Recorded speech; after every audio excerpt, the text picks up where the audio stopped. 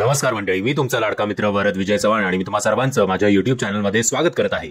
मंडळी, येत्या 26 एप्रिल 2024ला जुनं फर्निचर नावाचा एक नवीन मराठी सिनेमा आपल्या भेटीला येणार आहे आणि या सिनेमाचा ट्रेलर नुकताच आपल्या भेटीला आलेला आहे आणि ट्रेलरच्या शेवटी आपल्याला एक टॅगलाईन वाचायला मिळते. ती टॅगलाईन म्हणजे या म्हाताऱ्याला आता अडवूनच दाखवा. आता ओव्हरऑल सध्या मराठी इंडस्ट्रीची जी काही परिस्थिती आहे तर या म्हाताऱ्याला कोण अडवू शकतं तर ते फक्त थिएटरवाले, कारण शो टायमिंग्सच देत नाहीत. सो या म्हाताऱ्याला फक्त थिएटरवालेच अडवू शकतात आणि त्यांचा थिएटरवाल्यांचा जो काही अन्याय आहे मराठी इंडस्ट्रीवर तो दूर फक्त आपणच प्रेक्षक म्हणून करू शकतो जर आपण या सगळ्या मराठी सिनेमांना भरभरून प्रतिसाद दिला तर. एनिवेज, या सिनेमाचा ट्रेलर नुकताच आपल्या भेटीला आलेला आहे. जवळजवळ 3 मिनिटाचा हा ट्रेलर आहे.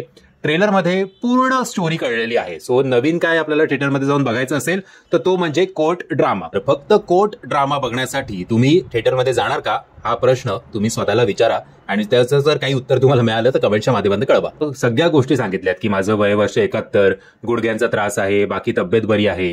त्यानंतर आपल्याला कळतं की यांचा मुलगा आय थिंक एकुलता एकच असावा, तो एका मोठ्या श्रीमंत घराची मुलगी त्याला पसंत पडते आणि तो त्यांचा जावई होणार असतो आणि आय थिंक कुठे त्या पैशांच्या नादात किंवा त्या लक्झरियस लाईफ आणि पॉवरफुल लाईफ जगण्याच्या नादात याचं स्वतःच्या आई वडिलांकडे दुर्लक्ष होतं. त्याच वेळेला यांची मिसेस जी आहे ती आजारी पडते आणि यांच्या अकाउंटमध्ये मुलगा एकदम असे कट जसं आपल्याला आपण शाळेत असताना आपले आई बाबा पैसे द्यायचे पॉकेट मनीसाठी तसं आय थिंक कट पैसे देत असावा आणि त्या कट पैशांमुळे आणि मुलांनी फोन न उचलल्यामुळे ती पत्नी जी आहे ती मृत्युमुखी पडते. त्यानंतर बाप जो आहे तो मुलावर केस करतो. आता केसचा निकाल काय लागणार, हा court drama, family court drama कितपत रंगणार हे जर आपल्याला बघायचं असेल तर आपल्याला हा सिनेमा थिएटरमध्ये जाऊन बघायला हवा.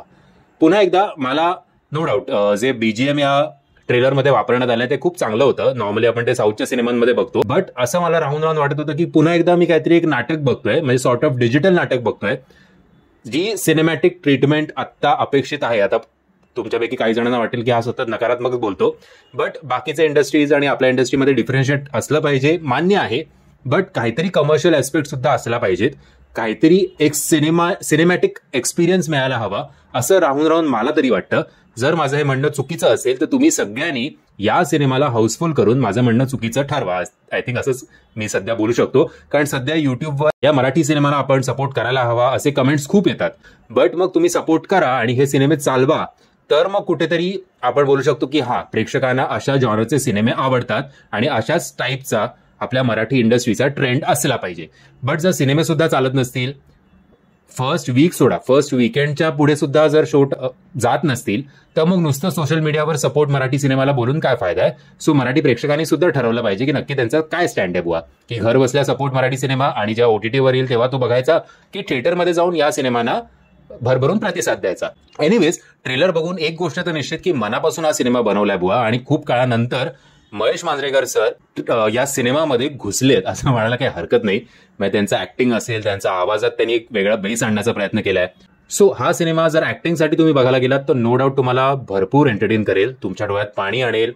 काही लोक कदाचित महेश मांजरेकर सरांच्या त्या कॅरेक्टर बरोबर कनेक्ट सुद्धा होतील.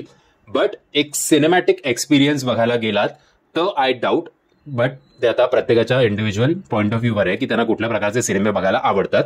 एनिवेज, माझं म्हणणं जे आहे त्याचा योग्य अर्थ समजून घ्यावा हीच विनंती आणि त्याचा काही उलटा अर्थ काढू नये. आणि जर तुम्ही हा ट्रेलर बघितला नसेल तर त्याची लिंक मी तुम्हाला खाली डिस्क्रिप्शन बॉक्समध्ये देतोय. पण एक गोष्ट निश्चित, हा ट्रेलर बघितल्यानंतर तुम्ही विचार तरी कराल बुवा की हा सिनेमा आपण बघायला हवा. ट्रेलर इम्प्रेसिव्ह झालाय, त्याच्यात काहीही शंका नाही.